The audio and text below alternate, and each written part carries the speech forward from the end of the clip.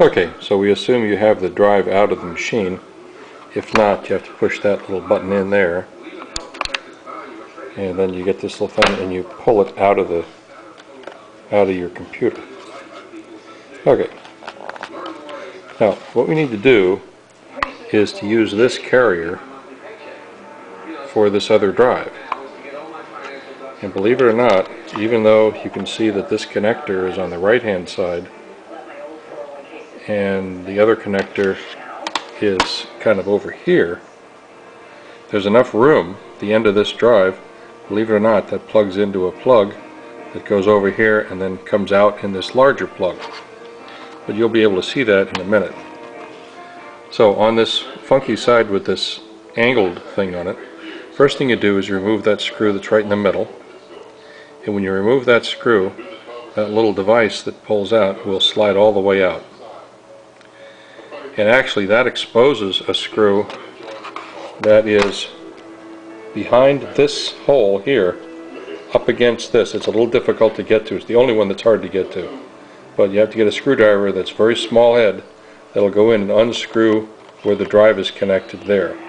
But of course you have to remove this thing first and just set it aside. And I've labeled the screws on mine. That one would be a small. This would be a medium right here. You need to remove these other two small screws. There's one here, and then there are two on the other side. 1, 2, and you'll end up with 4 small screws. You've got that one, you've got that one, and then you have the one that's buried back in here. So you got the 4 on the sides, and then these 2 in the back I would call long screws.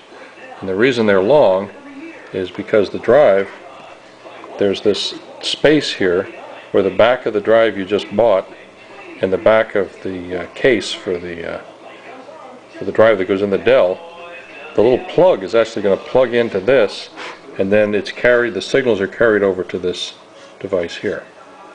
So once you unscrew all those screws, believe it or not, you'll be able to just slide the drive right out of the case, and you'll end up with this lovely gray case with no drive in it.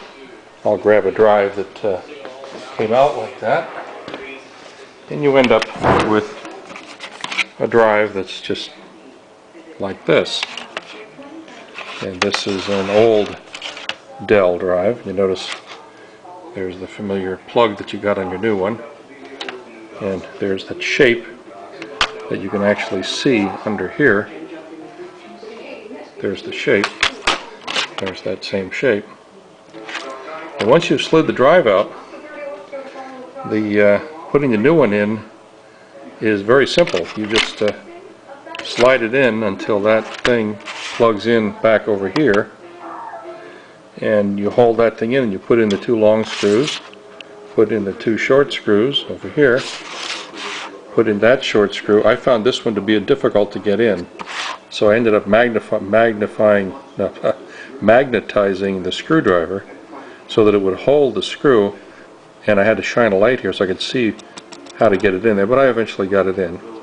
Then you slide this little device back over here and you screw that screw in, and you're done with phase 1. And phase 2 involves swapping out the front. You see this thing here that's on the front of the drive is different than the one that came on the Sony drive. Well, I'll be right back here. I'll go get that thing.